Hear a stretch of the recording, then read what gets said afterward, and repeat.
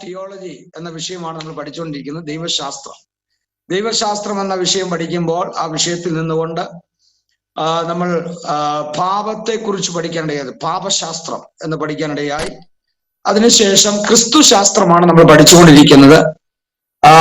ക്രിസ്തു ശാസ്ത്രത്തിൽ നമ്മൾ എവിടെ വരെ പഠിച്ചു?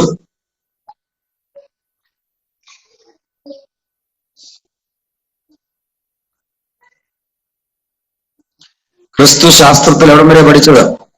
യേശുക്രിസ്തുവിന്റെ പൂർവാസ്തിക്യം അല്ലെ, pre existence of Jesus Christ. അത് പഠിച്ചു കഴിഞ്ഞോ? ആ ഭാഗം പഠിച്ചു കഴിഞ്ഞായിരുന്നോ? പഠിച്ചു തുടങ്ങി. പഴയ നിയമത്തിൽ ദൈവത്തിന്റെ ദൂതൻ എന്ന് പറഞ്ഞിരിക്കുന്നത് യേശുക്രിസ്തു തന്നെയാണ്. ഇത്രയും നോട്ട് തന്നു.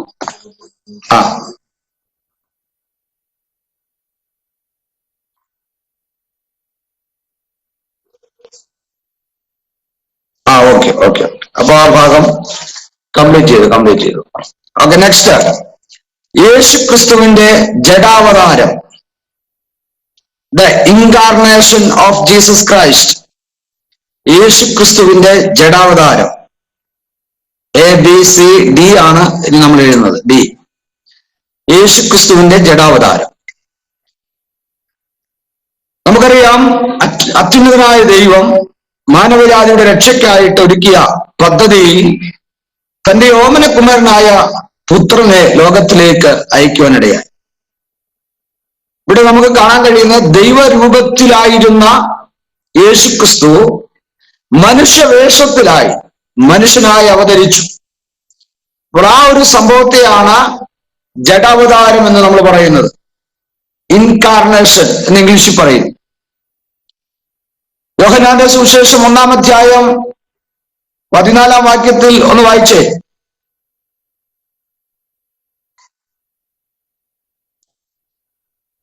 യോഹന്നാന്റെ സുവിശേഷം 1:14. വചനം ജഡമായി തീർന്നു, കൃപയും സത്യവും നിറഞ്ഞവനായി നമ്മുടെ ഇടയിൽ പാർത്തു. ഞങ്ങൾ അവന്റെ സേവിച്ച്. മതി. വചനം ജഡമായി തീർന്നു, കൃപയും സത്യവും നിറഞ്ഞവനായി നമ്മുടെ ഇടയിൽ പാർത്തു. അപ്പോൾ ശ്രദ്ധിക്കണം, ദൈവത്തിന്റെ വചനം അത് ജഡമായി തീർന്നു. ആ ജഡമായി തീർന്ന ദൈവത്തിന്റെ വചനം അത് കൃപയും സത്യവും നിറഞ്ഞവനായി നമ്മുടെ ഇടയിൽ പാർത്തു. ഇന്ന് ജഡമായി തീർന്ന അനേക വ്യക്തികളെ ഈ ഭൂമി കാണാൻ കഴിയും. 2, ജഡമായി തീർന്നിട്ടുള്ള അനേകം മനുഷ്യർ ഈ ഭൂമിയിലുണ്ട്. സ്വന്തമായി താൻ ദൈവമെന്നും ദേവിയെന്നും പറഞ്ഞ് ഇന്ന് മനുഷ്യ ദേവന്മാരെയും മനുഷ്യ ദേവിമാരെയും നമുക്ക് ഭൂമിയിൽ കാണാൻ കഴിയും. ഒരുപാട് മന്ത്രവാദങ്ങളും ആഭിചാരങ്ങളും ഒക്കെ ചെയ്ത് ഈ ഭൂമിയിൽ അനേക ദേവന്മാരും ദേവിമാരും ഉണ്ട്.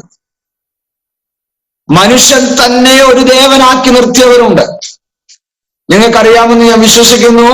അപ്പോസ്തലനായ പൗലോസും ശീലാസും ഒക്കെ തന്റെ അപ്പോസ്തലനായ പൗലോസിന്റെ മിഷണറി യാത്രയിൽ പലയിടങ്ങളിൽ ചെന്നപ്പോൾ അവര് നിങ്ങളൊരു ദേവനാണ്, നിങ്ങളൊരു ദേവിയാണ് എന്ന് പറഞ്ഞ് അവരിലൂടെ യേശുക്രിസ്തുവിന്റെ അത്ഭുതങ്ങളും അടയാളങ്ങളും വീര്യപ്രവൃത്തികളും അപ്പോസ്തലന്മാരോട് നടന്നപ്പോൾ അവരെ ദേവന്മാരെന്നും ദേവിമാരെന്നും സൂര്യദേവനെന്നും ചന്ദ്രദേവനെന്നൊക്കെ പറഞ്ഞുകൊണ്ട് ആളുകൾ എന്ത് ചെയ്തു?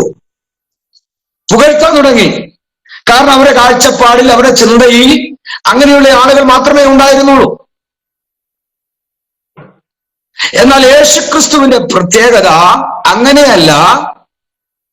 യേശുക്രിസ്തുവിന്റെ പ്രത്യേകത വചനം ജഡമായി തീർന്നു. അതാണ് യോഹന്നാന്റെ സുവിശേഷം 1-ാം അധ്യായം 1-ാം വാക്യത്തിൽ വായിക്കുന്നു. ആദിയിൽ വചനമുണ്ടായിരുന്നു, വചനം ദൈവത്തോടു കൂടെ ആയിരുന്നു, വചനം ദൈവമായിരുന്നു, ആ വചനം ജഡമായി തീർന്നു. ആമേൻ. അങ്ങനെയാണെങ്കിൽ യേശുക്രിസ്തുവിന്റെ ജഡാവതാരത്തെ കുറിച്ച് പറയുമ്പോൾ അവൻ പൂർണ്ണ ദൈവമായിരുന്നു. പൂർണ്ണ ദൈവമായതുകൊണ്ട് അത് ജഡത്തിൽ വെളിപ്പെട്ടു വന്നപ്പോൾ, ജഡത്തിൽ ലോകത്തിൽ മനുഷ്യനോടുകൂടെ ഒരു മനുഷ്യനെ പോലെ വസിച്ചപ്പോൾ അവന്റെ ഏറ്റവും ആദ്യത്തെ പ്രത്യേകത എന്ന് പറയുന്നത് കൃപയും സത്യവും നിറഞ്ഞവനായിരുന്നു. ഇന്ന് നമ്മുടെ ഇടയിൽ പാർക്കുന്ന ആളുകൾക്ക് കൃപയുമില്ല, സത്യവുമില്ല, പക്ഷെ ദേവനാ അല്ലെ, ദേവിയാ. പേരുകൊണ്ട് അല്ലേ, കൃപയുമില്ല, സത്യവുമില്ല. യേശുക്രിസ്തുവിന്റെ പ്രത്യേകത മനുഷ്യർക്കില്ലാത്തത്, മനുഷ്യർക്ക് ചെയ്യാൻ പറ്റാത്തത്, മനുഷ്യനാൽ അസാധ്യമായതാണ് കൃപയും സത്യവും നിറഞ്ഞുള്ളത്. അത് യേശുവിലുണ്ടായിരുന്നു. യോഹന്നാന്റെ സുവിശേഷം 1-ാം അധ്യായം 11-ാം വാക്യം അവിടെ വായിക്കുന്ന എങ്ങനെയാണ്? അവൻ സ്വന്തത്തിലേക്ക് വന്നു, സ്വന്തമായവരോ അവനെ കൈക്കൊണ്ടില്ല. അവൻ സ്വന്തത്തിലേക്ക് വന്നു. ഫിലിപ്പിയ ലേഖനം 2-ാം അധ്യായം 6 മുതൽ 8 വരെയുള്ള വാക്യങ്ങൾ.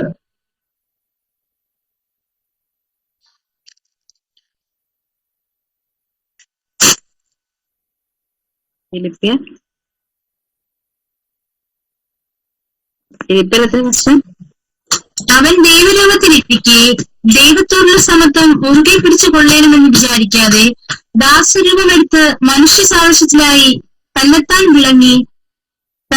ഒടിച്ച് വേഷത്തിൽ മനുഷ്യനായി വിളങ്ങി തന്നെത്താൻ താഴ്ത്തി മരണത്തോളം, ക്രൂശിലെ മരണത്തോളം തന്നെ അനുസരണമുള്ളവനായി തീർന്നു.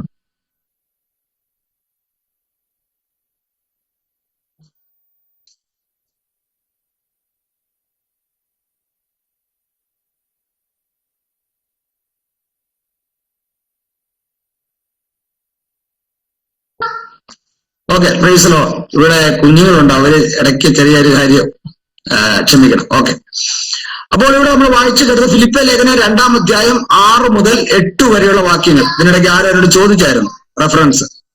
ഫിലിപ്പിയ ലേഖനം 2-ാം അധ്യായം 6 മുതൽ 8 വരെയുള്ള വാക്യം. അവിടെ വായിക്കുന്നത് ഇങ്ങനെയാണ്: അവൻ ദൈവരൂപത്തിലിരിക്കെ ദൈവത്തോടുള്ള സമത്വം മുറുകെ പിടിക്കണമെന്ന് വിചാരിക്കാതെ ദാസരൂപമെടുത്തു മനുഷ്യ സാദൃശ്യത്തിലായി തന്നെത്താൻ ഒഴിച്ചു വേഷത്തിൽ മനുഷ്യനായി വിളങ്ങി തന്നെത്താൻ മരണത്തോളം, ക്രൂശിലെ മരണത്തോളം തന്നെ അനുസരണമുള്ളവനായി തീർന്നു. യേശുക്രിസ്തുവിന്റെ അടുത്ത പ്രത്യേകത എന്ന് പറഞ്ഞാൽ അവൻ ജഡാവതാരം എടുത്തത് മാനവരാശിയുടെ പാപത്തിന്റെ പരിഹാരത്തിനായി ക്രൂശിക്കപ്പെടുവാനും മരിക്കുവാനുമാണ് വന്നത്. എന്നാൽ ഈ ഭൂമി കാണുന്ന ലോകപ്രകാരം നമ്മൾ കാണുന്ന ഒരു ദേവനും ദേവിയും മരിക്കാനായിട്ടാണോ വന്നത്? അവർ പറയുന്നത് ഞങ്ങൾ മരിക്കുന്നില്ല. നമുക്കറിയാം, ഇമ്മാനുവൽ എംബ്രർ എന്ന് പറയുന്നൊരു ടീമുണ്ട്. അവർ പറയുന്നത് എന്താണ്? മരണമില്ല. പക്ഷെ അതിന്റെ നേതാവ് മരിച്ചുപോയി.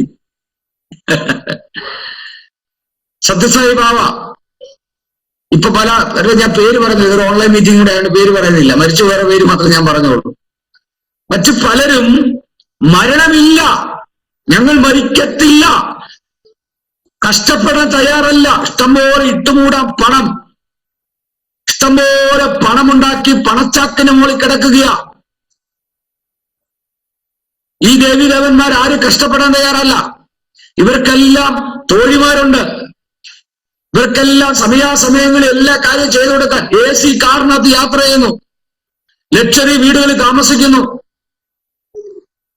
ആരും കഷ്ടമനുഭവിക്കാൻ തയ്യാറല്ല. പക്ഷേ ദൈവമായി ദൈവരൂപത്തിലിരിക്കെ വേഷത്തിൽ മനുഷ്യനായി ദാസരൂപമെടുത്ത് ഭൂമിയിൽ പൂജാതനായ ക്രിസ്തുവിന്റെ പ്രത്യേകത നാം തിരിച്ചറിയണം.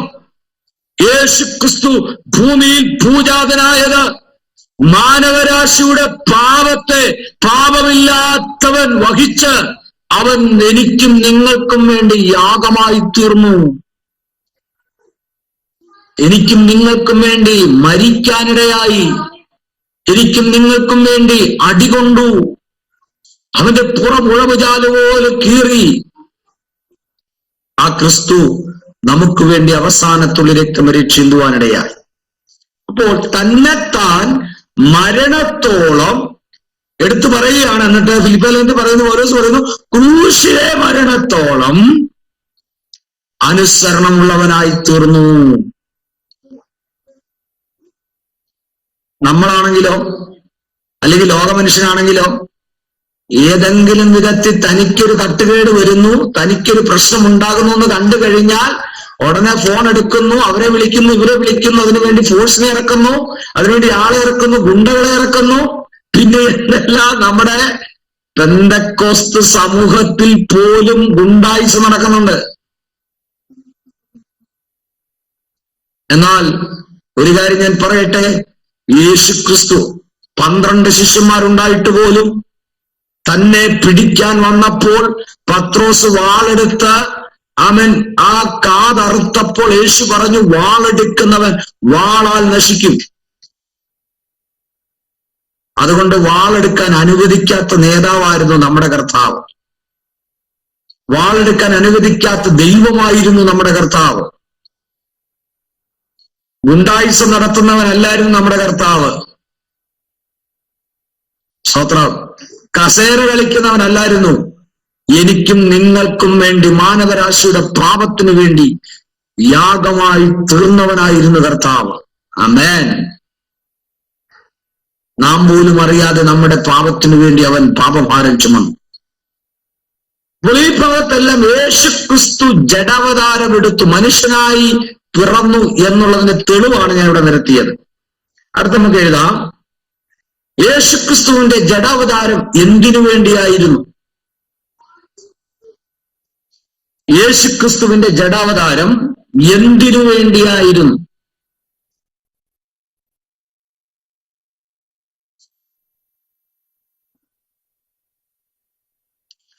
ഒന്ന്, യേശുക്രിസ്തുവിന്റെ ജഡാവതാരം എന്തിനു വേണ്ടിയായിരുന്നു? വൈ ഇൻകാർണേഷൻ എന്നാണ് ഇംഗ്ലീഷില്. ഒന്ന്, ആദാം മുതലുള്ള ദൈവഭക്തന്മാരോട് പിതാവായ ദൈവം കൊടുത്ത വാഗ്ദത്തത്തിന്റെ പൂർത്തീകരണത്തിന് യേശുക്രിസ്തുവിന്റെ ജഡാവതാരം ആവശ്യമായിരുന്നു. ഒന്ന്, ആദാം മുതലുള്ള ദൈവഭക്തന്മാരുടെ പിതാവായ ദൈവം കൊടുത്ത വാഗ്ദത്തത്തിന്റെ പൂർത്തീകരണത്തിന് യേശുക്രിസ്തുവിന്റെ ജഡാവതാരം ആവശ്യമായിരുന്നു. ഉൽപ്പത്തി പുസ്തകം 3-ാം അധ്യായം 15-ാം വാക്യം, 22-ാം അധ്യായം 18-ാം വാക്യം, മീഖാ പ്രവാചകന്റെ പുസ്തകം 5-ാം അധ്യായം 1-2 വാക്യം, യെശയ്യാവ് 7-ാം അധ്യായം 14-ാം വാക്യം, 9-ാം അധ്യായം 6 മുതൽ 9 വരെയുള്ള വാക്യങ്ങൾ.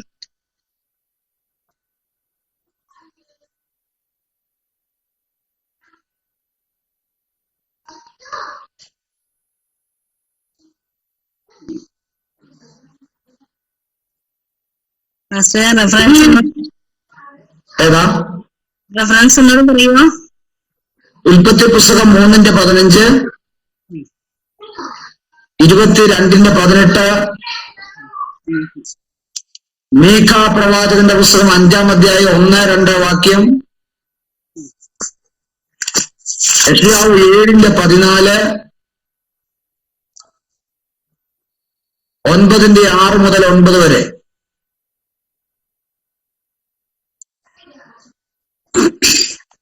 ഇവിടെ നമുക്ക് കാണാൻ കഴിയുന്നത് ഇങ്ങനെയാണ്.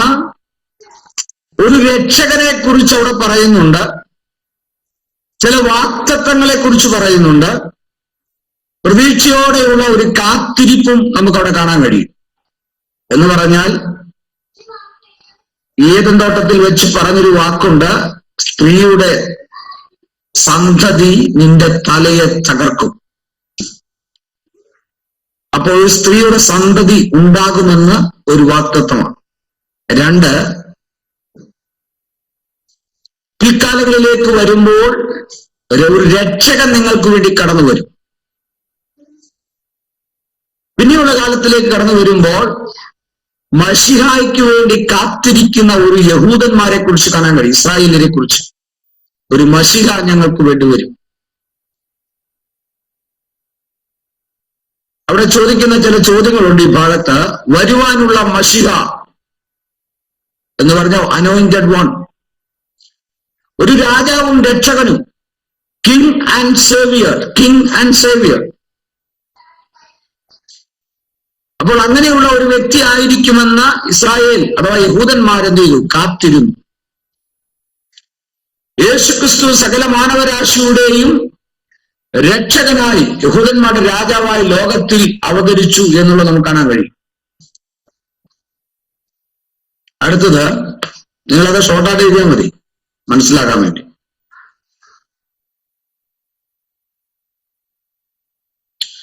അടുത്ത പിതാവായ ദൈവത്തെ പൂർണ്ണമായി, രണ്ടാമത്തത് കേട്ടോ, ഒന്ന് ആദാമിലുള്ള ദൈവത്തന്മാരുടെ പിതാവായ ദൈവം കൊടുത്ത വാഗ്ദത്തം. രണ്ടാമത്തത് പിതാവായ ദൈവത്തെ പൂർണ്ണമായി വെളിപ്പെടുത്തുന്നത് പുത്രന്റെ ജഡാവതാരത്തിലൂടെയാണ്. പിതാവായ ദൈവത്തെ പൂർണ്ണമായി വെളിപ്പെടുത്തുന്നത് പുത്രന്റെ ജഡാവതാരത്തിലൂടെയാണ്. എബ്രായ ലേഖനം 1-ാം അധ്യായം 1-2 വാക്യങ്ങൾ. എബ്രായ ലേഖനം 1-ാം അധ്യായം അതിന് 1-2 വാക്യങ്ങൾ. ദൈവം പണ്ട് ഭാഗം ഭാഗമായിട്ടും വിവിധമായിട്ട് പ്രവാചകന്മാർ മുഖാന്തരം പിതാക്കന്മാരോട് അരുളി ചെയ്തിട്ട് ഈ അന്ത്യകാലത്ത് പുത്രൻ മുഖാന്തരം നമ്മോട് അരുളി ചെയ്തിരിക്കുന്നു. പിതാവ് പ്രവാചകന്മാർ മുഖാന്തരം പിതാക്കന്മാരോട് അരുളി ചെയ്തിട്ട് ഈ അന്ത്യകാലത്ത് പുത്രൻ മുഖാന്തരം നമ്മോട് അരുളി ചെയ്തിരിക്കുന്നു. അതാണ് പോയിന്റ്. എബ്രായർ 1-1-2 വാക്യം.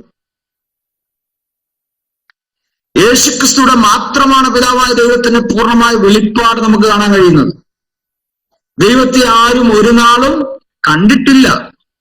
പിതാവിന്റെ മടിയിൽ ഇരിക്കുന്ന ഏകജാതനായ പുത്രൻ അവനെ വെളിപ്പെടുത്തിയിരിക്കുന്നു. യോഹന്നാന്റെ സുവിശേഷം 1-ാം അധ്യായം 13-ാം വാക്യം. യോഹന്നാന്റെ സുവിശേഷം 1-ാം അധ്യായം 13-ാം വാക്യം.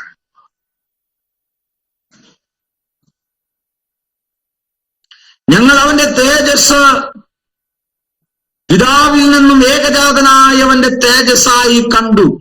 അവന്റെ തേജസ്, പിതാവിന്റെ തേജസ് തന്റെ ഏകജാതനായ പുത്രന്റെ കൂടെ കണ്ടു എന്ന് യോഹന്നാന്റെ സുവിശേഷം 1-ാം അധ്യായം 4-ാം വാക്യം. യോഹന്നാന്റെ സുവിശേഷം 1-ാം അധ്യായം 4-ാം വാക്യം. അപ്പോൾ അങ്ങനെയാണെങ്കിൽ യേശുക്രിസ്തു തന്റെ ജീവിതം, സ്വഭാവം, പ്രവർത്തനം എന്നിവകളാൽ പിതാവായ ദൈവത്തെ പൂർണ്ണമായിട്ട് എന്ത് ചെയ്തു? വെളിപ്പെടുത്താനിടയായി. ഓക്കെ, മൂന്നാമത്തത് മനുഷ്യന്റെ പാപപരിഹാരത്തിന് വേണ്ടി ജഡാവതാരം ആവശ്യമായിരുന്നു. മനുഷ്യന്റെ പാപപരിഹാരത്തിന് വേണ്ടി ജഡാവതാരം ആവശ്യമായിരുന്നു.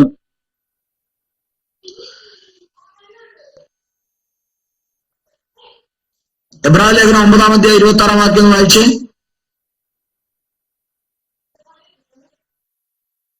എബ്രായർ 9:26.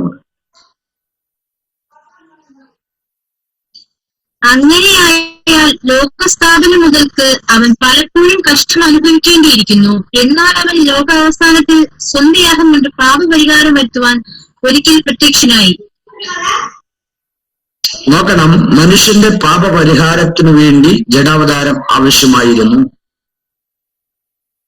പാപമില്ലാത്തവൻ, നീതിമാൻ വേറുമില്ല, ഒരുത്തൻ പോലുമില്ല. എക്സെപ്റ്റ് ജീസസ് ക്രൈസ്റ്റ്, യേശുക്രിസ്തു അല്ലാതെ വേറെ ഒരു നീതിമാനില്ല. മനുഷ്യന്റെ പാപപരിഹാരത്തിന് വേണ്ടി അവൻ ലോകാവസാനത്തിൽ സ്വന്തം യാഗം കൊണ്ട് പാപപരിഹാരം നടത്തുവാൻ ഒരിക്കൽ പ്രത്യക്ഷനായി. അല്ലേ?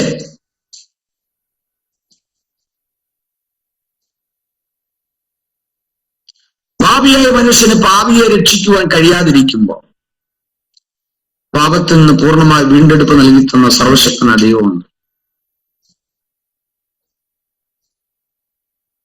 നമുക്കറിയാം, പഴയ നിയമത്തെ നമ്മൾ പഠിക്കുമ്പോൾ പക്ഷി, മൃഗം ഇവയിലൂടെ യാഗമർപ്പിച്ച് ഇവയിലൂടെ മനുഷ്യന്റെ പാപത്തിന്റെ പരിഹാരത്തിനു വേണ്ടി ഫലമാർഗങ്ങൾ ദൈവം പദ്ധതികൾ തയ്യാറാക്കിയെങ്കിലും മനുഷ്യന്റെ പാപത്തിന് പരിഹാരമില്ല.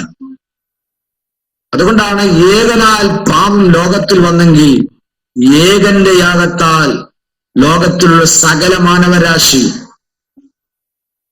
ആ പാപത്തിൽ നിന്ന് മോക്ഷം നേടുവാനിടയായി. അതൊന്നുകൂടെ ഞാൻ വ്യക്തമാക്കി പറയാം. അമേരിക്കയിൽ ഒരു പ്രാവിനെ അറക്കുന്നെങ്കിൽ ഇന്ത്യയിൽ ചിലപ്പോൾ കാളേനെ അറക്കും. ഓസ്ട്രേലിയയിൽ ചിലപ്പോൾ വേറെ പക്ഷിയായിരിക്കും അറക്കുന്നത്. ഇസ്രായേലിൽ വേറെ പക്ഷിയായിരിക്കും അറക്കപ്പെടുന്നത്. വേറെ ഒരു കോലാടായിരിക്കാം, വേറൊരു കാളയായിരിക്കാം. അപ്പോൾ ഓരോ സ്ഥലത്തും ഓരോ രാജ്യത്തും അവിടുത്തെ രീതിക്കനുസരിച്ചുള്ള യാഗമായിരിക്കാം നടക്കാൻ സാധ്യത. അപ്പോൾ അത് മാത്രമല്ല, ചില യാഗങ്ങൾ പ്രാവുകളായിരിക്കാം, ചില യാഗങ്ങൾ കുറുപ്രാവായിരിക്കാം, ചില യാഗങ്ങൾ ആട്ടുകൊറ്റനായിരിക്കാം, ചില യാഗങ്ങൾ കാളക്കിടാവായിരിക്കാം. അങ്ങനെ പല വിധത്തിലുള്ള യാഗങ്ങൾ നടന്നുകൊണ്ടിരിക്കുന്നു. എന്നാൽ നിങ്ങൾ ഓർക്കണം, യേശുക്രിസ്തുവിന്റെ ജഡാവതാരത്തിലൂടെ മാനവരാശിയുടെ പാപത്തിന്റെ പരിഹാരത്തിനു വേണ്ടി ഒരൊറ്റ യാഗമേ ഉള്ളൂ, ക്രൂശിലെ യാഗം. കാൽവരി ക്രൂശിലെ യാഗത്താൽ സകല മാനവരാശിയും പാപത്തിൽ നിന്നും, ശാപത്തിൽ നിന്നും, മരണത്തിൽ നിന്നും മോചനം കിട്ടി. 3 പ്രധാന കാര്യങ്ങളാണ്: പാപം, ശാപം, മരണം.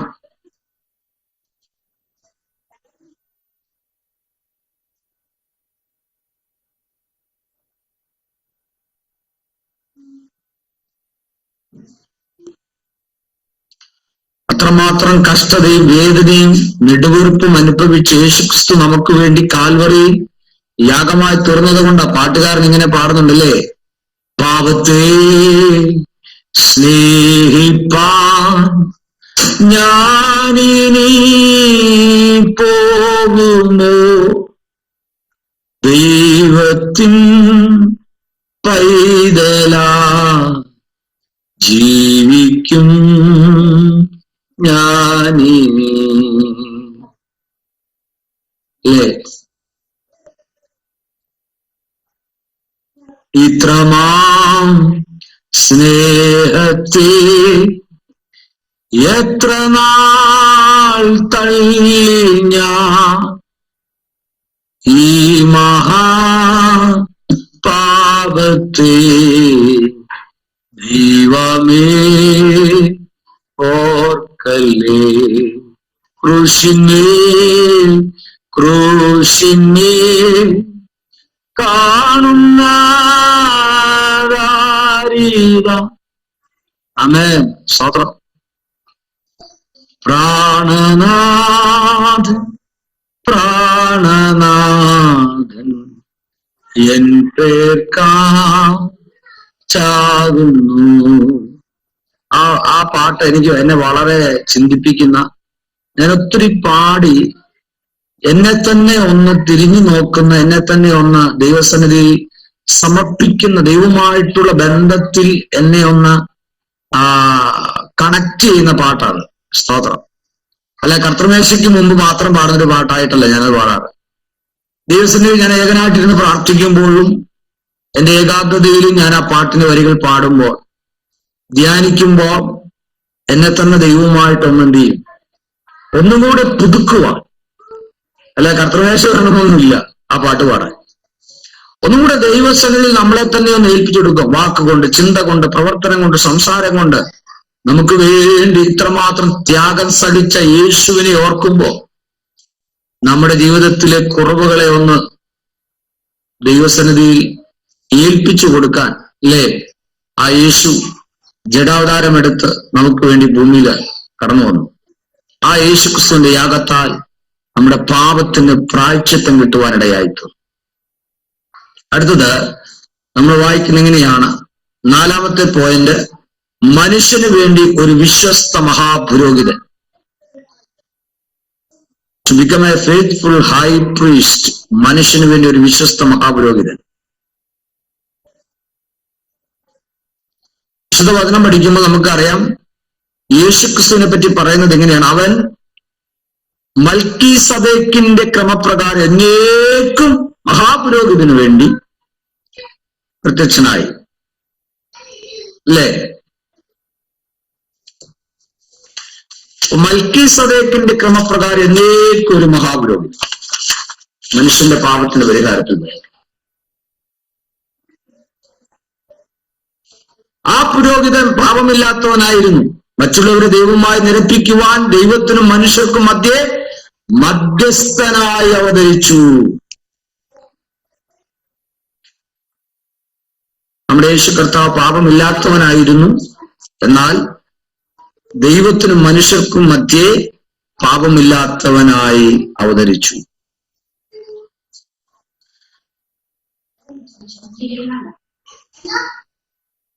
ഓക്കെ, നെക്സ്റ്റ് 5-ാമത്തെ പോയിന്റ്, ഒരു പുതിയ ഉടമ്പടി സ്ഥാപിക്കുവാൻ. എന്തിനാണ് യേശു ജഡാവതാരം എടുത്തത്? ഒരു പുതിയ ഉടമ്പടി സ്ഥാപിക്കുവാൻ. To establish a new covenant. ഒരു പുതിയ ഉടമ്പടി സ്ഥാപിക്കുക.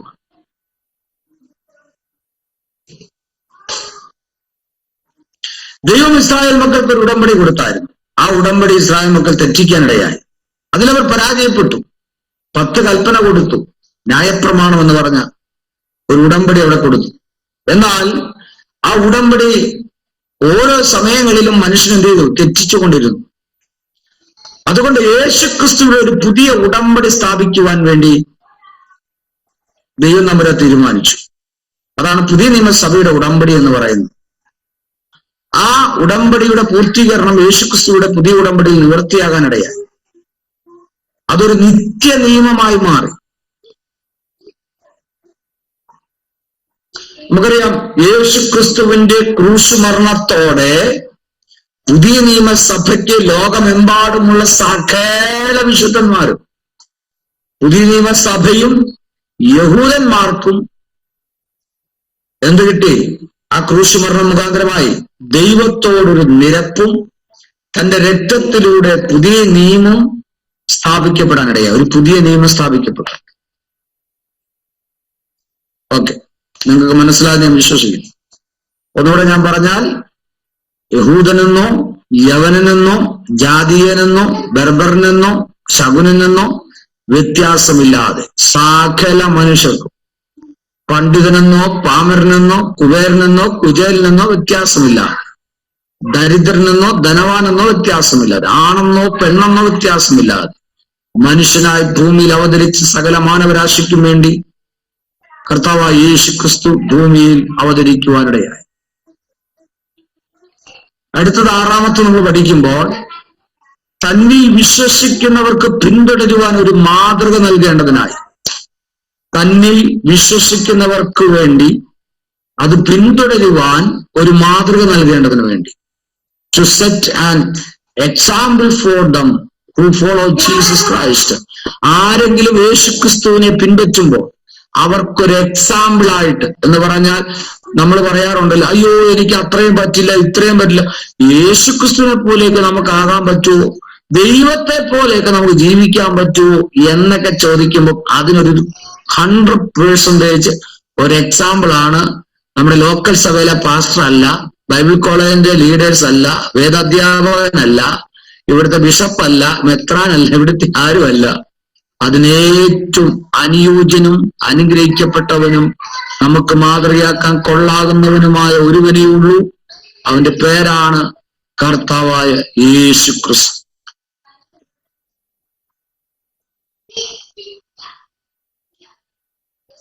ഓക്കെ, 6 കാര്യങ്ങൾ എന്തിനു വേണ്ടി ജഡാവതാരം എടുത്തു എന്ന ചോദ്യത്തിന്റെ മറുപടിയായിട്ട് നമ്മൾ എഴുതി.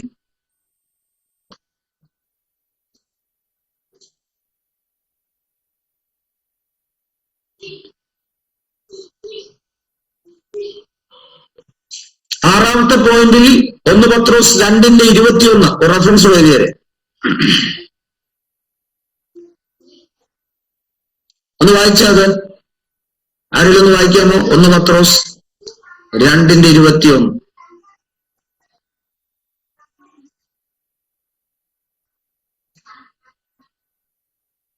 അതിനായിട്ടല്ലോ നിങ്ങളെ വിളിച്ചിരിക്കുന്നത്. ക്രിസ്തുവൻ നിങ്ങൾക്ക് വേണ്ടി കഷ്ടം അനുഭവിച്ചു. നിങ്ങൾ അവന്റെ കാൽച്ചൂടിൽ പിന്തുടരുവാൻ ഒരു മാതൃക വെച്ചേച്ചു പോയിരിക്കുന്നു. നിങ്ങൾ അവന്റെ കാൽച്ചുവട് പിന്തുടരുവാൻ ഒരു മാതൃക വെച്ചേച്ചു പോയിരിക്കുന്നു. നിങ്ങൾക്ക് മനസ്സിലാക്കാം. ഓക്കെ, നെക്സ്റ്റ് ABCD നമ്മൾ എഴുതി. അടുത്ത E, മെയിൻ ഹെഡിങ് ആണ് E. ജഡാവതാരത്തിന്റെ സ്വഭാവങ്ങൾ. നേച്ചർ ഓഫ് ഇൻകാർണേഷൻ, ജഡാവതാരത്തിന്റെ സ്വഭാവങ്ങൾ.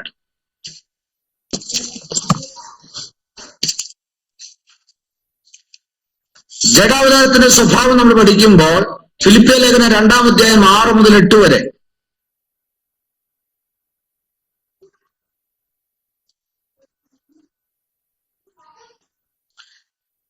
ഫിലിപ്പിയ ലേഖനം 6-8 വരെ. അവിടെ യേശുക്രിസ്തുവിന്റെ ജഡാവതാരത്തിൽ രണ്ട് പ്രധാനപ്പെട്ട കാര്യങ്ങൾ അവിടെ ഓർമ്മിപ്പിക്കുന്നുണ്ട്. ഒന്ന്, അവൻ തന്നെത്താൻ ഒഴിച്ചു.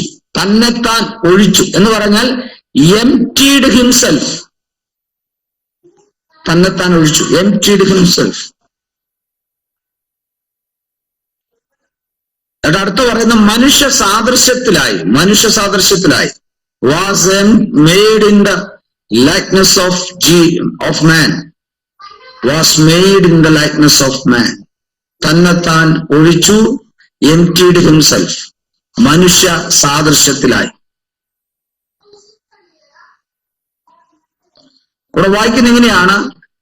തന്നെത്താൻ ഒഴിച്ചു എന്ന് പറഞ്ഞാൽ ദൈവരൂപത്തിലിരിക്കെ ദൈവത്തോടുള്ള സമത്വം മുറുകെ പിടിക്കാതെ അത് ഒഴിവാക്കിക്കൊണ്ട്, ആ സമത്വം ഒഴിവാക്കിക്കൊണ്ട്, ആ പൊസിഷൻ ഒഴിവാക്കിക്കൊണ്ട്, തന്റെ അധികാരത്തെ ഒഴിവാക്കിക്കൊണ്ട് താൻ എന്ത് ചെയ്തു? യേശുക്രിസ്തു ഭൂമിയിൽ വരാനിടയായി.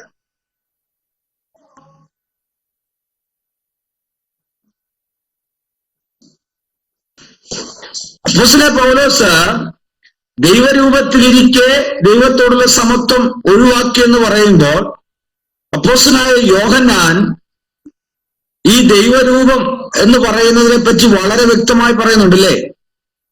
യേശുക്രിസ്തുവിന്റെ പൂർവാസ്തിക്യത്തെ പറ്റി പറയുന്നുണ്ട്. അതോ 1-ാം അധ്യായം യോഹന്നാന്റെ സുവിശേഷം 1-ാം അധ്യായം 1-ാം വാക്യത്തിൽ നമ്മൾ നേരത്തെ വായിച്ചു, ആദിയിൽ വചനം ഉണ്ടായിരുന്നു, വചനം ദൈവത്തോട് കൂടിയായിരുന്നു, വചനം ദൈവമായിരുന്നു. അപ്പൊ ആദിയിൽ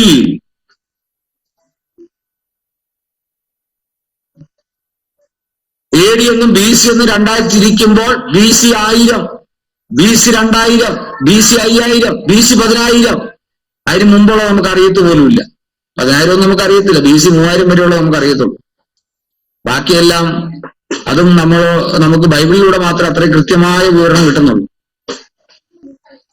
അപ്പൊ അതിനൊക്കെ എത്രയോ കാലങ്ങൾക്ക് മുൻപ് എന്ന് പറഞ്ഞ ആദിയിൽ അനന്തഹായുസിൽ നീണ്ടുകിടക്കുന്ന കാലാകാലങ്ങൾ, വർഷങ്ങൾ, ദ എറ്റേണൽ ടു എറ്റേണൽ, നിത്യത മുതൽ നിത്യത വരെ. ഇതാണ് നമുക്കവിടെ കാണാൻ കഴിയുന്നത്. ആ സമത്വം, ആ അധികാരം, ആ പാരമ്പര്യം, നമ്മുടെ ഭാഷയിൽ പറഞ്ഞാല് അല്ലേ, നമ്മളൊക്കെ ആണെങ്കിൽ ആ പാരമ്പര്യം 10-20 വർഷത്തെ കഥയെ പറയാനുള്ളൂ. ഞങ്ങൾ പെന്തക്കോസ്തിലെ 3-ാം തലമുറയാ. നിങ്ങളൊക്കെ ഇപ്പൊ രക്ഷിക്കപ്പെട്ട് വന്നവരല്ലേ. ഞങ്ങള് ക്രിസ്ത്യാനികൾ എന്ന് പറയുമ്പോൾ അങ്ങ് യോനാച്ചായന്റെ, തോമാച്ചായന്റെ കാലം മുതലുള്ള കഥയൊക്കെ പറയുന്നേ. ഇവിടെ യേശുക്രിസ്തു അത് പറയാനാണെങ്കിൽ അവൻ നിത്യത മുതൽ പിതാവിന്റെ മടിയിലിരിക്കുന്നു. ആദിയിൽ. ഇനി യോഹന്നാൻ വെളിപ്പാട് പുസ്തകത്തിൽ കാണുന്ന ഒരു കാഴ്ചപ്പാടുണ്ട് അല്ലേ? അഗ്നിജാലിക്കത്ത കണ്ണുള്ളവൻ, വെള്ളോട്ട സദൃശനാവൻ, മാറത്ത് മുൻകച്ച കെട്ടിയവൻ അല്ലേ?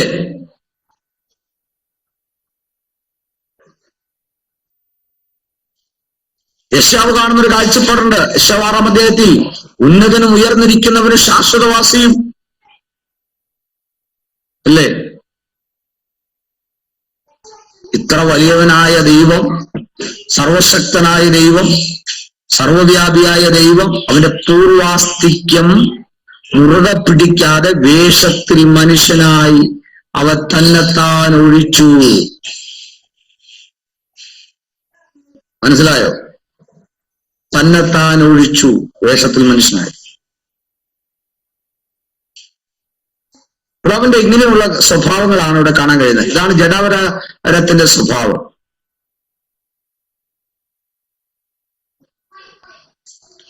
മറ്റൊരു കാര്യം, യേശുക്രിസ്തുവിന്റെ പ്രധാനപ്പെട്ട മറ്റൊരു ഘടകം എന്ന് പറയുന്നത്, അവൻ തന്നെത്താൻ ഒഴിച്ചു എന്ന് പറയുമ്പോൾ ദൈവികമായ ഗുണവിശേഷങ്ങളുണ്ടല്ലേ?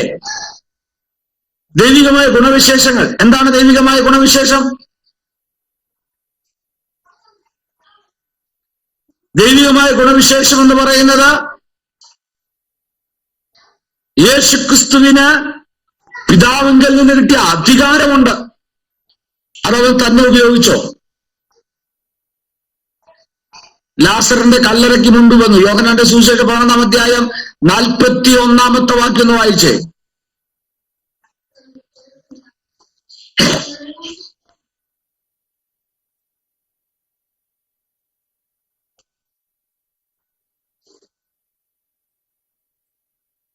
അവർ കല്ല് നീക്കി. യേശു മേലോട്ട് നോക്കി, പിതാവേ, നീ എന്റെ അപേക്ഷ കേട്ടതിനാൽ ഞാൻ നിന്നെ വാഴ്ത്തുന്നു. മേലോട്ട് നോക്കിയിട്ട് പറയാ, പിതാവ്. യേശു ഒരു വാക്ക് പറഞ്ഞ ലാസർ അവിടെ പുറത്തു വരും. കഴിയാത്തതുകൊണ്ടല്ല. അവ തന്നെത്താൻ ഒഴിച്ചു. തനിക്കുള്ള അധികാരം പിതാവിൽ നിന്ന് മാത്രമാണ്. പിതാവിന് മുൻതൂക്കം കൊടുത്ത് പിതാവിന്റെ മഹത്വം വെളിപ്പെടുവാൻ, കേട്ടോ, ആ ബന്ധത്തെ കാണിക്കുവാൻ തനിക്ക് അധികാരങ്ങളെല്ലാം ഉണ്ടെങ്കിലും അധികാരം ഉപയോഗിച്ചില്ല. നമ്മളൊക്കെ ചെറിയൊരു അധികാരം കിട്ടിയാൽ മതി, പിന്നെ നടക്കുന്ന കണ്ടു കഴിഞ്ഞാണ്ടല്ലോ അത് മൊത്തം നമ്മുടെ തലയിൽ കൂടെ ഓടുന്ന പോലെയാ, അല്ലേ? എന്തെങ്കിലും ചെറിയൊരു ചാൻസ് കിട്ടിയാൽ മതി, പിന്നെ ഇത് മുഴുവൻ ഓടുന്നത് നമ്മുടെ തലയിൽ കൂടെയാണെന്ന് അറിയായിരിക്കും. ചിലരെ കണ്ടിട്ടില്ല, ചില കല്യാണ വീട്ടിലൊക്കെ ചെന്നാൽ മതി. ചില കല്യാണ വീട്ടിലൊക്കെ ചെന്ന് കഴിഞ്ഞാൽ പിന്നെ അവിടെ ചെല്ലുമ്പോൾ ഒരു പുള്ളി കാണും തലക്കെട്ടൊക്കെ കിട്ടിയിട്ട്. പുള്ളി അങ്ങോട്ട് അവിടെ കൈ കൊണ്ടുന്നു, ഇവിടെ കൈ കൊണ്ടുന്നു, അപ്പുറത്തെ കൈ കൊണ്ടുന്നു, പിന്നെ ഇവിടെ പുറകില് പുള്ളിയുടെ നിപ്പ് കണ്ട പുള്ളിക്കാരനാണ് അത് മുഴുവൻ നടത്തുന്നതെന്ന്. 5 പൈസയുടെ ഉപയോഗം ആ വീട്ടുകാർക്ക് ഉണ്ടാവില്ല ഈ പുള്ളിയെ കൊണ്ട്. ഒരു ആക്കൊരു ഗ്ലാസ് വെള്ളം പോലും ഒഴിച്ചു കൊടുക്കുകയല്ല, കൈ ചൂണ്ടി കാണിക്കും. അവിടെ വെള്ളം കിട്ടിയില്ല, ഇവിടെ വെള്ളം കിട്ടിയില്ല, കൈ ചൂണ്ടി കാണിക്കും. കാശ് മുടക്കിയത് വീട്ടുകാര്. ഇങ്ങനെയൊക്കെയുള്ള ഒരുപാട് ഐറ്റങ്ങളുണ്ട്. സ്തോത്രം. എന്നാൽ യേശു അങ്ങനെ ചെയ്തില്ല. യേശു അങ്ങനെ പ്രവർത്തിച്ചില്ല.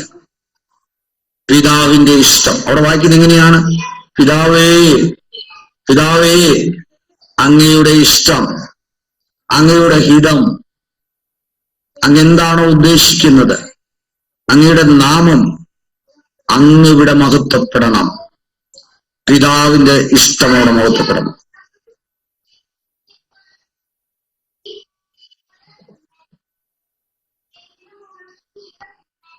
യേശുവിനെ പറ്റി പഠിക്കുമ്പോൾ മറ്റൊരു കാര്യം കൂടെ നമുക്ക് ശ്രദ്ധേയമായ കാര്യമാണ്.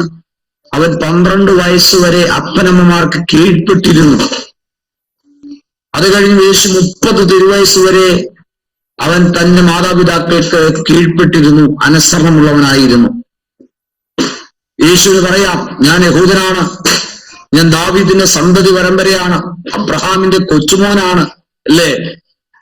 നമ്മളൊക്കെ ആണെങ്കിൽ ഞാൻ ഇന്ന വീട്ടിലെ 4 അച്ഛന്മാരുള്ള ഇന്ന കുടുംബത്തിലെ തിരുമേനിയുടെ കൊച്ചുമോനാന്നൊക്കെ പറഞ്ഞേനെ, സെൻട്രൽ പാസ്റ്ററുടെ, അല്ലേ? പക്ഷേ ഇവിടെ അതൊന്നും യേശു കർത്താവ് പറയുന്നില്ല. അവൻ ആരാണെന്ന് ചോദിക്കുമ്പോൾ അവന്റെ അപ്പന്റെ പേര് അമ്മയുടെ പേര് ഒന്നും പറയുന്നില്ല. അവിടെ ലോകപ്രകാരമുള്ളൊരു ഹിസ്റ്ററി പോലും എന്ത് ചെയ്യുന്നില്ല, യേശു ക്രിസ്തുവിനെ വെളിപ്പെടുത്തുന്നില്ല. ദാവീദിന്റെ സന്തതി, അബ്രഹാമിന്റെ വംശാവലിയിൽപ്പെട്ടവൻ, യോസഫിന്റെ മകൻ, അല്ലേ? അവൻ കൃപയിലും ജ്ഞാനത്തിലും വളർന്നു വന്നു. എന്നാൽ യേശുവിന്റെ പ്രത്യേകത, അവന്റെ സ്വഭാവം എന്ന് പറയുന്നത് അവൻ കൃപയിലും ജ്ഞാനത്തിലും വളർന്നു വന്നു. ബിരിയാണി കഴിച്ച് വളർന്നല്ല, KFC കഴിച്ച് വളർന്നല്ല, ലേസ് കഴിച്ച് വളർന്നു എന്നല്ല ഇവിടെ എഴുതിയിരിക്കുന്നേ. നല്ല ആട്ടിറച്ചി കഴിച്ച് പോത്തിറച്ചി കഴിച്ച് വളർന്നു എന്നല്ല പറഞ്ഞേക്കുന്നേ. ഇവിടെ യേശുക്രിസ്തുവിന്റെ വളർച്ചയെ കുറിച്ച് പറയുന്നത് അവൻ കൃപയിലും ജ്ഞാനത്തിൽ. നമ്മുടെ തലമുറകളൊക്കെ അങ്ങനെ വളർത്തണം കേട്ടോ, കൃപയിലും ജ്ഞാനത്തിലും വളർത്തണം. ദൈവകൃപയിൽ ജ്ഞാനത്തിൽ. അതിനുവേണ്ടി എന്ത് ചെയ്യണം? ഞായറാഴ്ച കൂടെ ട്യൂഷന് പിള്ളേരെ ഇരുത്താവോ എന്ന് ഇപ്പൊ ആലോചിക്കുന്നു. കൊച്ചിനെ കണ്ടില്ലല്ലോ, മോളെ കണ്ടില്ലല്ലോ, മോനെ കണ്ടില്ലല്ലോ എന്ന് പറഞ്ഞ ഫാസ്റ്റ് ഒരു ഞായറാഴ്ച ട്യൂഷൻ. കൃപയിലും ജ്ഞാനത്തിലും കുഞ്ഞുങ്ങളെ വളർത്തണം. ഞായറാഴ്ചത്തെ ആരാനും മുടക്കി ട്യൂഷൻ വിടരുത്.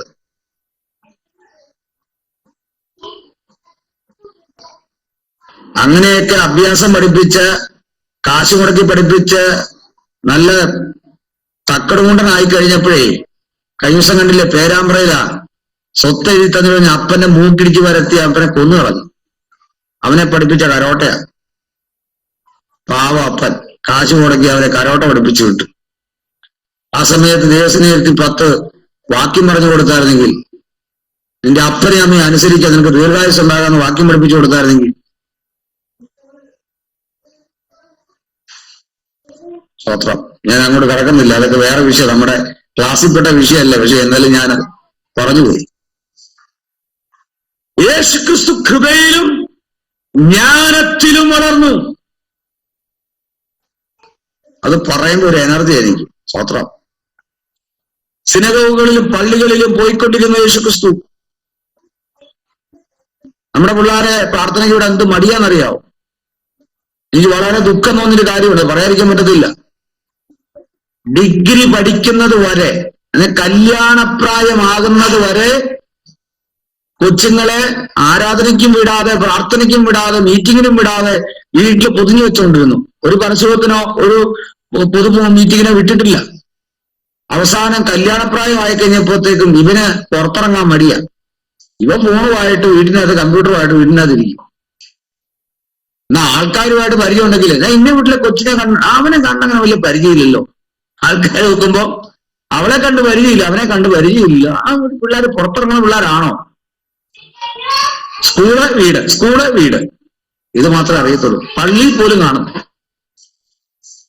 കല്യാണപ്രായമാകുമ്പോ അവനെ ഉള്ളിത്തള്ളി വിടുക. എടാ നീ പോടാ, നീ പാർശ്വ കൂടെ പോടാ, നീ അവരുടെ പ്രവർത്തനത്തിന് പോകുന്നു, അവര് പരിശോധന പോകണം, നീ പോടാ. അവൻ പോവോ? അവൻ ആയുസുണ്ട് പോവോ? കാരണം അവനെ ശീലമില്ല. എന്നാൽ ശിശുവായിരിക്കുമ്പോൾ, ബാല്യകാലത്ത് കുഞ്ഞുങ്ങളെ പ്രവർത്തനത്തിന് പോകുമ്പോൾ മദീനെ അവരുടെ പോയി ചുമ്മാ അവിടെ നിന്നോട്ടെ, ഒരു ചായ മേടിച്ചു കൊടുക്കുക, ഒരു മിഠായി മേടിച്ചു കൊടുക്കുക, ട്രാക്ട് കൊടുക്കാൻ പിള്ളേരെ വിട്, 10 ട്രാക്ട് കൊടുക്കട്ടെ, അവരെ കൊണ്ട് കൊടുപ്പിക്കണം. നിങ്ങളുടെ വീട്ടിൽ ആരെങ്കിലും ഭിക്ഷ ചോദിച്ചു വന്നാ പിള്ളേരുടെ കയ്യിൽ പൈസ എടുത്ത് കൊടുക്കണം. എന്നിട്ട് മോനെ എടാ ആ പാവപ്പെട്ട അമ്മച്ചിക്ക് അത് കൊണ്ട് കൊടുത്തേ, ഒരു 10 രൂപ കൊടുത്തിട്ട്. അല്ലെങ്കിൽ ഇത്ര ഭക്ഷണം ഒരു പാത്രത്തിലാക്കി അവന്റെ കൊടുക്കണം, അല്ലെ അവളുടെ കൊടുക്കണം. മോളെ ഇത് ആ പാവപ്പെട്ട അമ്മച്ചിക്ക് കൊടുക്ക്, ഇത് ആ അമ്മച്ചി വിശന്ന് കയറി വന്നതല്ലേ. അങ്ങനെ കൊടുത്താലേ ആ കൊച്ചുങ്ങള് വലുതാകുമ്പോൾ പഠിക്കത്തുള്ളൂ. അങ്ങനെ ഒരാളെ വിഷമിച്ച് കയറി വരുമ്പോൾ കൊടുക്കാൻ, അങ്ങനെ ട്രാക്ട് കൊടുക്കാൻ അവരെ കൊണ്ടുപോയാല് നാളെ സുവിശേഷീകരണം അവരുടെ അകത്ത് കയറണം. സുവിശേഷീകരണം അവരുടെ അകത്ത് കയറണം.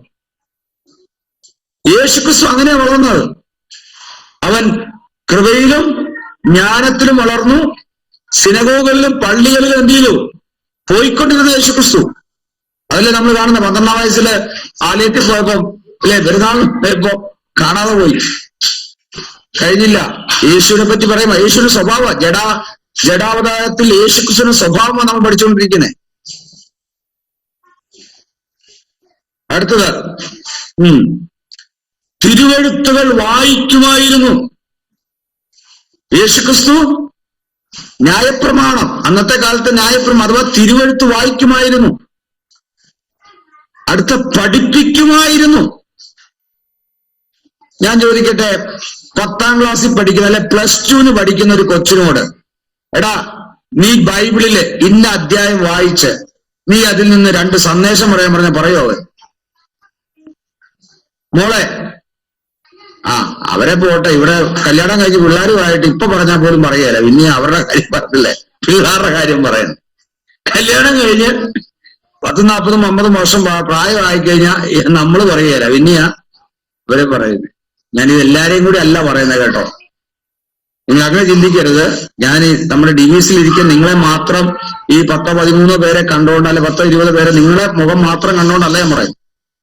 ഞാൻ പറയുന്ന നമ്മുടെ പെന്തക്കോസ്ത് സമൂഹത്തിൽ ഇന്നത്തെ തലമുറയുടെ അവസ്ഥ കണ്ടുകൊണ്ട് ഞാൻ പറയുകയാണ്.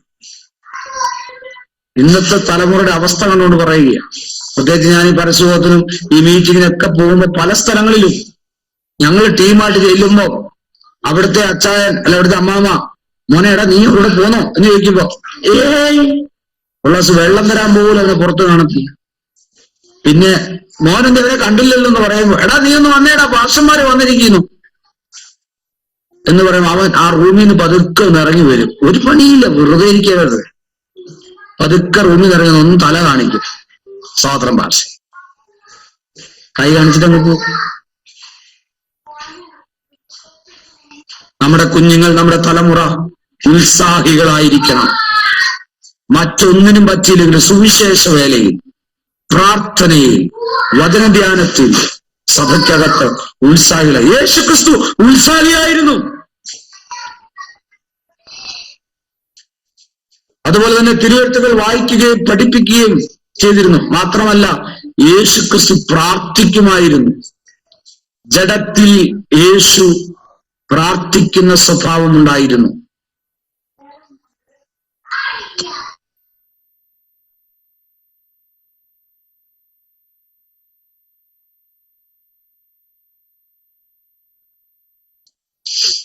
യേശുക്രിസ്തു പ്രാർത്ഥിക്കുമായിരുന്നു. യേശുവിനെ കുറിച്ച് പഠിച്ചാൽ ഒരു മനുഷ്യനെ പോലെ തന്നെ ദേഹം, ദേഹി, ആത്മാവ് എന്നീ ഘടകങ്ങൾ യേശുക്രിസ്തു ഉണ്ടായിരുന്നു. അടുത്ത ജഡാവതാരത്തിൽ യേശുക്രിസ്തുവിന് വിശന്നു, ദാഹിച്ചു, ഭക്ഷിച്ചു, പാനം ചെയ്തു, മനസ്സലിഞ്ഞു, കരഞ്ഞു, നാടെന്നും നന്മ ചെയ്തുകൊണ്ട് സഞ്ചരിച്ചു.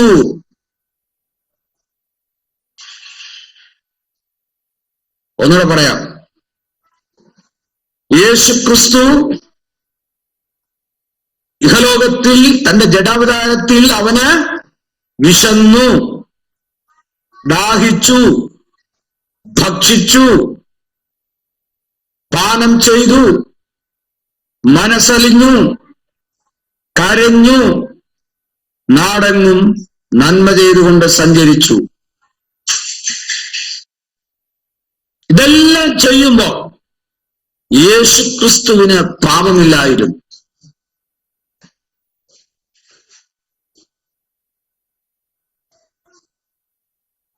ഞാനിവിടെ നിങ്ങൾക്ക് ഈ ക്ലാസ് എടുക്കുന്ന സമയത്ത് ഈ കാര്യങ്ങളൊക്കെ ചെയ്യണമെന്ന് പറയുമ്പോൾ ഞാൻ വെറുതെ പറഞ്ഞതല്ല, ഞാൻ ചെയ്യാറുണ്ട്. എനിക്ക് 2 കുഞ്ഞുങ്ങളുണ്ട്. ഒരുത്തന് ഇപ്പൊ 8 വയസ്സായി, ഒരുത്തന് ഇപ്പൊ 5 വയസ്സുമായി, 4.5 വയസ്സ് കഴിഞ്ഞു. 2 കുഞ്ഞുങ്ങളും എന്റെ കൂടെ പരിശോധന വരും. പൊരിഞ്ഞ വെയിലത്ത് അവിടെ നിർത്തും അവരെ. അവന്മാരെ കൊണ്ട് ട്രാക്ട് കൊടുപ്പിക്കും. ഇളയ മോൻ 2.5 വയസ്സുള്ളപ്പോ ഞാൻ പരിശോധന പോയി. എന്റെ കൂടെ വന്ന പാസ്റ്റർമാർക്ക് വിഷമമായി. അവര് പറഞ്ഞു, മോനെ നീ ദേവാസനെ കൊച്ചിനെയും കൊണ്ട് വന്നു. ഞാൻ പറഞ്ഞു അവര് വരട്ടെന്നേ. അതുകൊണ്ട് എന്താ, 8 വയസ്സുള്ളവന് എടാ നീ വരുന്നോന്ന് ചോദിക്കണ്ട, അതിന് മുമ്പ് ആ വണ്ടി കയറി ഫ്രണ്ടിയിരിക്കും. സുവിശേഷയിലേക്കാ പോകുന്ന പറഞ്ഞാ പിന്നെ പിള്ളേരെ കൊണ്ടുപോകാൻ വല്ല ട്രിക്കൊക്കെ ഉപയോഗിക്കണം. ഒരു മിഠായിയൊക്കെ വാങ്ങിക്കൊടുക്കണം, ഒരു ലേസൊക്കെ വാങ്ങിക്കൊടുക്കണം. അപ്പൊ അവർക്ക് ഇൻട്രസ്റ്റ് ആവും. ഒരു നാരങ്ങ വെള്ളമൊക്കെ വാങ്ങിക്കൊടുക്കണം കൊച്ചുങ്ങൾക്ക്. അമ്മര് ജ്യൂസ് കുടിക്കാനായിട്ടൊക്കെ അമ്മര് കവലെ വരും. അപ്പൊ അമ്മർക്കറിയാം, പുറത്തിറങ്ങിയ മിഠായി കിട്ടും, ജ്യൂസ് കിട്ടും, ട്രാക്ട് കൊടുക്കും. ഓടി നടന്ന ട്രാക്ട്, ജോബിയില് മൂത്ത മോനൊക്കെ ഓടി നടന്ന ട്രാക്ട് കൊടുക്കുന്നത്. അത് കാണുന്ന വിവാസന്മാർക്ക് സന്തോഷം. ഒരിഞ്ഞ വെയിലത്ത് തൊപ്പി വെച്ചിടക്കും. ഞാൻ പറഞ്ഞതിന്റെ ആവശ്യം നടന്നു, ഞാൻ ചെയ്യാറുണ്ട്. അതുകൊണ്ടാ ഞാൻ പറഞ്ഞത്, നിങ്ങൾ എന്ത് ചെയ്യണം, യേശു കർത്താവിന്റെ ആ സ്നേഹത്തെ പറ്റിയും നമുക്ക് ഇങ്ങനെയൊക്കെ അവരുടെ ഇടയിലോട്ട് കൊടുക്കാൻ പറ്റത്തുള്ളൂ. അങ്ങനെ കൊടുക്കാൻ തയ്യാറായാൽ നമ്മുടെ തലമുറകൾ അനുഗ്രഹിക്കപ്പെടാൻ ഇടയായിത്തീരും. ഞാനത് പറഞ്ഞത് കൊണ്ട് നിങ്ങളോടൊരു ദൂത് പറയാം. പരിശുദ്ധാത്മാവ് ഒരു ദൂത്. അബ്രഹാമിന്റെ വീട്ടില്, ഉൽപ്പത്തി പുസ്തകം 16-ാം അധ്യായത്തിൽ അബ്രഹാമിന്റെ വീട്ടിൽ അബ്രഹാം പോലും അറിയാതെ 3 ദൂതന്മാർ വന്നു. 3 ദൂതന്മാർ വന്നപ്പോ നിങ്ങൾ ചിന്തിക്കണം, ആ അബ്രഹാമിന്റെ വീട്ടിൽ അബ്രഹാം സാറ എന്ത് ചെയ്തു? 3 ഇടങ്ങഴി മാവ് കുഴച്ച് അവർക്ക് എന്ത് ചെയ്തു? അപ്പം ഉണ്ടാക്കി കൊടുത്തു, അല്ലേ? 3 ഇടങ്ങഴി മാവ്. അവര് കാളയെ അറുത്ത് ഭക്ഷിക്കാൻ കൊടുത്തു. അബ്രഹാം അറിഞ്ഞിട്ടില്ല, ദൂതന്മാരെന്നറിയത്തില്ല, ഒന്നും അറിയാതെ അവർക്ക് അബ്രഹാം എന്ത് ചെയ്തു? ഈ ഭക്ഷണം ഉണ്ടാക്കി കൊടുത്തു. 3 പേര് വന്ന് അതിന്റെ ആവശ്യമുണ്ടോ? അത്ര ആഹാരത്തിന് ആവശ്യമൊന്നുമില്ല. പക്ഷെ ഗസ്റ്റ് വന്നതിന്റെ സന്തോഷത്തിൽ കൊടുത്തതാ. എന്നാൽ ഓർക്കണം, ഒന്നവിടെ സംഭവിച്ചത്, അബ്രഹാമിന്റെ കുടുംബത്തിനകത്ത് അടുത്ത വർഷം ഈ സമയമാകുമ്പോൾ ഒരു വാഗ്ദത്ത സന്തതി പുറത്തു വരും. 2, ലോത്ത് തന്റെ സഹോദരൻ താമസിച്ച സോദോമിനെയും ഗോമോരെയും നശിപ്പിച്ചപ്പോൾ അവനെ രക്ഷിക്കുവാനിടയായി തീർന്നു. ഇനി മൂന്നാമത്തതാണ് നിങ്ങൾ ചിന്തിക്കേണ്ടത്.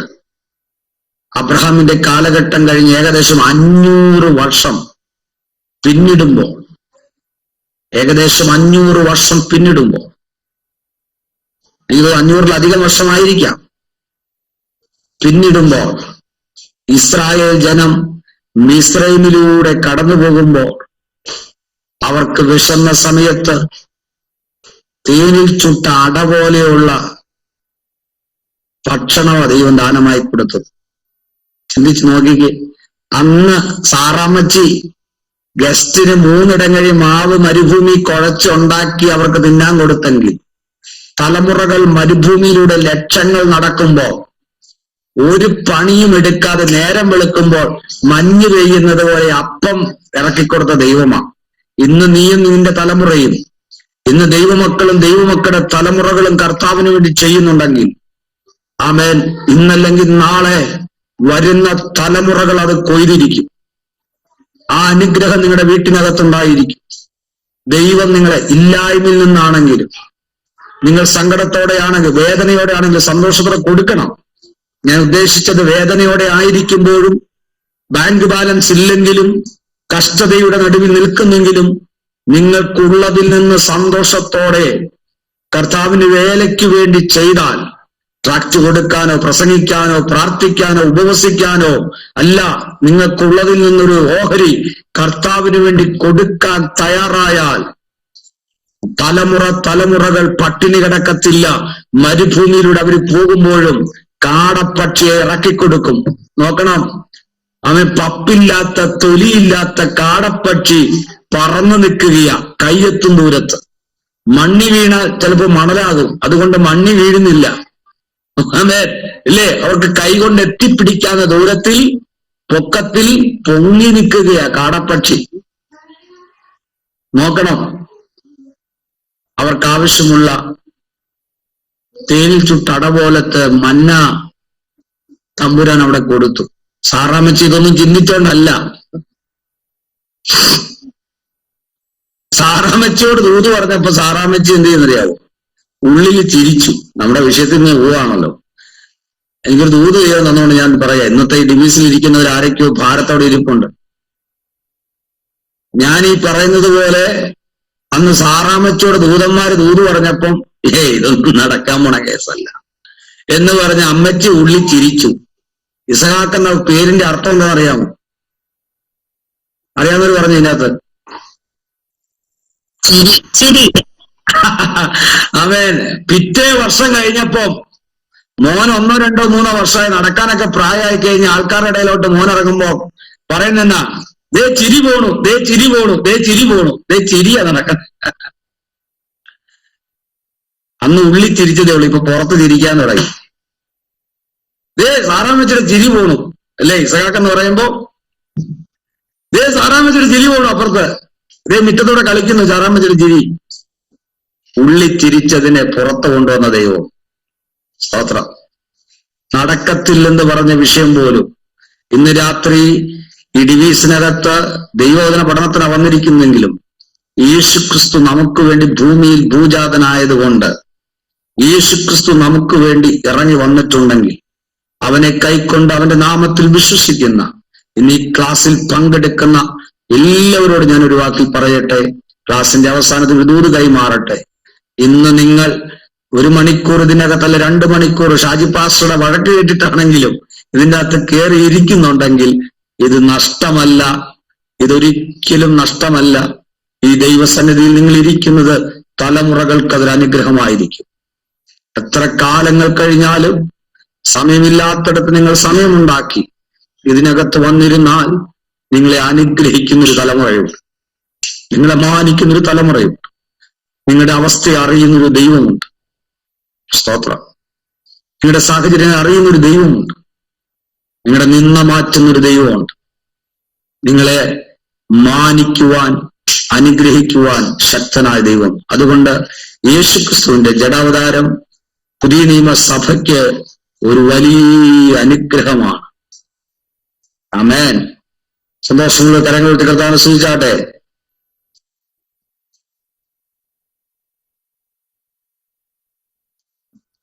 യേശുക്രിസ്തുവിന്റെ ജഡാവതാരത്തെ പറ്റി ഒത്തിരി കാര്യങ്ങൾ നമ്മൾ പഠിക്കാനുണ്ടെന്നാൽ വേഗത്തിൽ ഞാൻ ആ കാര്യം പറഞ്ഞു വിടുകയാണ്. യേശുക്രിസ്തുവിന്റെ ജഡാവതാരത്തിൽ അവൻ പൂർണ്ണ ദൈവമായിരുന്നു, പൂർണ്ണ മനുഷ്യനായിരുന്നു. യേശുക്രിസ്തുവിന്റെ ജഡാവതാരത്തിൽ അവൻ പൂർണ്ണ ദൈവമായിരുന്നു, പൂർണ്ണ മനുഷ്യനായിരുന്നു. പാപമൊഴികെ സകലത്തിലും യേശുക്രിസ്തു കഷ്ടമനുഭവിച്ചു. ഇന്നത്തെ ക്ലാസ് ഇവിടെ അവസാനിക്കുകയാണ്. പാപമൊഴികെ സകലത്തിലും അവൻ കഷ്ടമനുഭവിച്ചു, സകല ശോധനകളുടെ കടന്നത്. അതാണ് യേശുക്രിസ്തുവിന്റെ ജഡാവതാരത്തെ കുറിച്ച് നമ്മൾ പഠിക്കും. അടുത്ത ക്ലാസ്സിൽ നമുക്ക് പഠിക്കാം യേശുവിന്റെ ജീവിതവും പ്രവൃത്തിയും, life and ministry of Jesus Christ. ഈ വിഷയം നിങ്ങൾ നേരത്തെ പഠിച്ചതായിരിക്കാം. തിയോളജിയോടുള്ള ബന്ധത്തിൽ ആ വിഷയം നമ്മളൊന്ന് പഠിക്കുക. Life and ministry of Jesus Christ എന്ന് പറയുന്ന വലിയൊരു സബ്ജക്ട് ഉണ്ട്. അതിലെ 2 പോയിന്റ് കൂടെ പഠിച്ചു കഴിഞ്ഞാൽ നമ്മുടെ ഈ ടോപ്പിക്ക് കംപ്ലീറ്റ് ആകും. അടുത്ത ക്ലാസ്സിൽ തീർക്കാമെന്ന് ഞാൻ വിശ്വസിക്കുന്നു. നമ്മൾ ഈ ക്ലാസ്സിൽ പഠിച്ചു തുടങ്ങിയത് എവിടെയെന്ന് ഓർമ്മയുണ്ടോ? ഈ സെമസ്റ്ററിലെ ഈ ക്ലാസ്സിൽ നമ്മൾ എവിടെന്നാ പഠിച്ചു തുടങ്ങിയത്?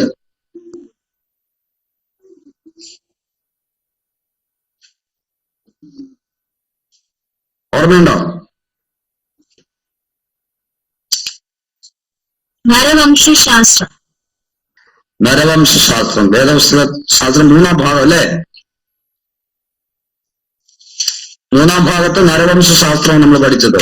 ഓക്കെ, അതിൻ്റെ അകത്ത് ഈ ലാസ്റ്റ് ഭാഗമാണ് യേശുവിന്റെ ജീവിത ശുശ്രൂഷയും. അത് കഴിഞ്ഞാൽ രക്ഷയാണ് നമുക്കുള്ളത്. രക്ഷാശാസ്ത്രം കൂടെ ഉള്ളു ഇതിനകത്ത്.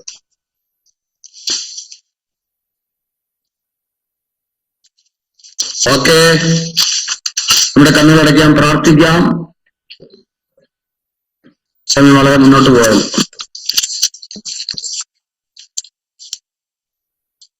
ഞാൻ പറഞ്ഞ എവിടെയായിരുന്നു? യേശുവിന്റെ ജീവിതവും പ്രവർത്തിയും കേട്ടോ. ലൈഫ്